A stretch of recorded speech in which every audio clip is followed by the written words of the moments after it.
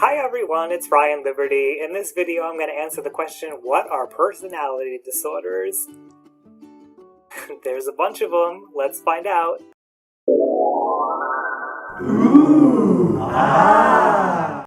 Alright, here we are. We're ready to talk about personality disorders. Before I get to that though, I just have a few things that I want to say. The first of which being that this is not the diagnostic criteria for any of these personality disorders. They're just quick descriptions of them, so do not use this information to diagnose anybody. Only a trained professional should be doing that for you anyway.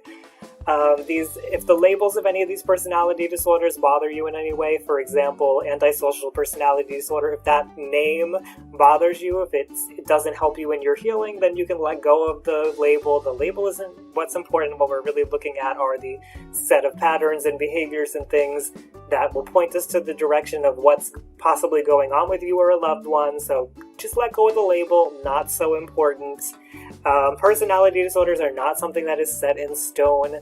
Personalities can be changed, and we learn every day, every year, more from the researchers about what's going on when it comes to personality disorders. So there's definitely hope for you if this is something that you're experiencing or somebody that you love is experiencing. So don't feel like it's the end of the world if you figure that you or somebody else has a personality disorder. The best thing to do is just to get in to see a therapist and work it out with them exactly what's going on.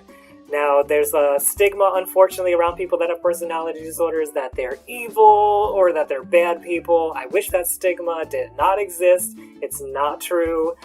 These are just people who are going through a disorder, who are having a hard time, and they're stuck in a pattern that they may not see or they may have trouble getting out of, but that does not make them evil or bad people. Now, I know a lot of people come to these videos about personality disorders because they're seeking out information about a situation that they're in, about a person who may be abusive to them.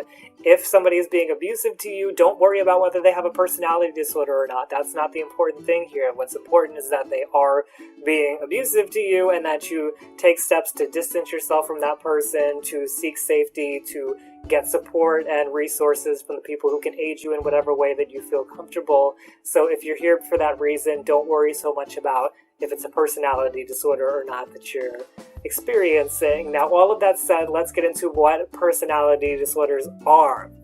So a personality disorder, and I'm going to list all of them at the end of this video, so we'll get to that. I just want to get broadly to what a personality disorder is. And a personality disorder is I've got notes I'm referencing, you'll see me looking down a lot. It's a fixed pattern of inner experience and behavior that is not normal for the culture of the individual, and it persists over time and leads to distress or impairment in life. So there's just patterns of the way that we operate in the world, and for whatever reason we get stuck sometimes in a pattern, and it causes us stress, or we have trouble functioning, like getting a job or making an intimate relationship or having valuable, meaningful friendships, for example, as a result of these patterns that we're stuck in related to our personality. They begin in early adulthood, and they are made up of rigid, maladaptive traits. Now, the traits, I've discussed those in a different video, but these traits, somebody who has a personality disorder may not see them as bad. They may not see them as maladaptive because they may be ego-syntonic, which means that we see them as good things. We may see it as a good thing that we are able to manipulate people. We may see it as a good thing that we worry about things. So, just something to be aware of, that we may not always see these as a problem, but yet they may still cause stress in our lives, and yet they may also make it hard for us to have healthy, wonderful relationships with people. So we have to sort out whether our thinking is correct around those sometimes. And again, a therapist will be able to help us to sort that out. Now, traits are flexible and they change, and because of that, then personalities are also flexible and change. So if you find that any of these disorders sound like something that you or somebody else has, again, they can change because traits can change.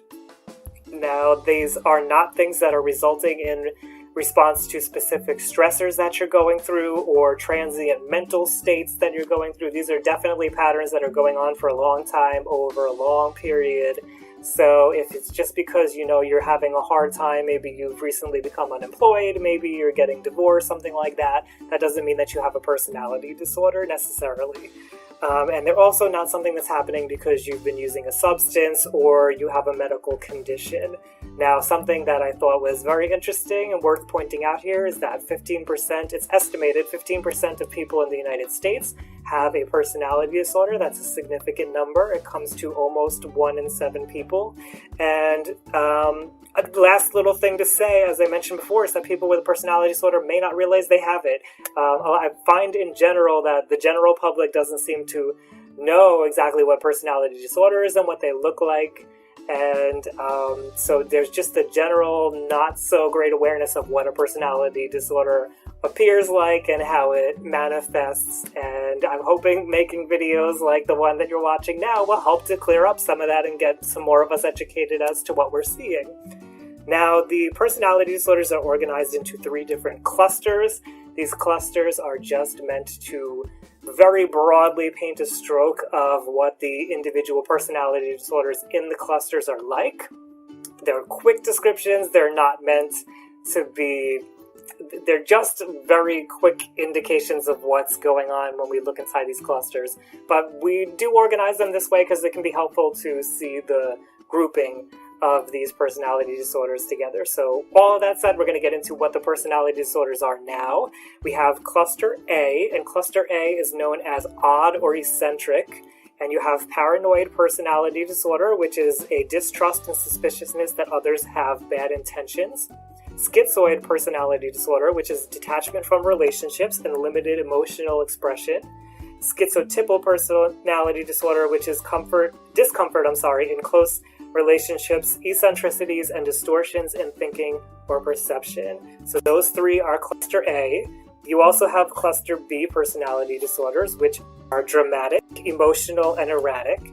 So you've got antisocial personality disorder, which is a disregard for the rights of others, borderline personality disorder, which is an instability in affect, identity, and relationships with marked impulsivity, histrionic personality disorder, which is attention-seeking and excessive emotionality, and narcissistic personality disorder, which is a need for admiration, grandiosity, and impairment in empathy. Those 3 make up cluster B.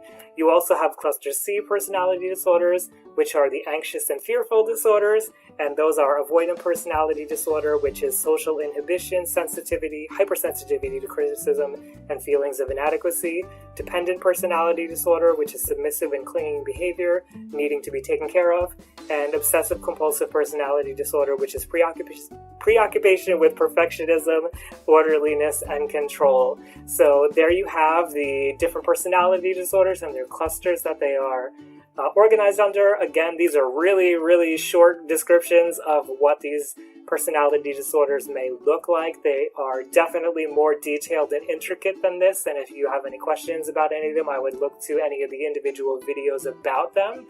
But I appreciate you taking the time to learn about personality disorders today, and I just want to remind you once more that these are changeable. Just because I know there's this discourse out there that certain ones of them, once you have them, you're stuck with them or something. I just wanted to dispel that. That's not true. But I appreciate you learning about them today. If you have any questions or comments, please leave them below. I'd love to hear from you. And I hope I've given a nice, well-rounded picture of what a personality disorder looks like for you. Hey, it's Ryan Liberty. If you liked that video, please give it a thumbs up, share with a friend, and leave any questions or comments down below because that would really help me out.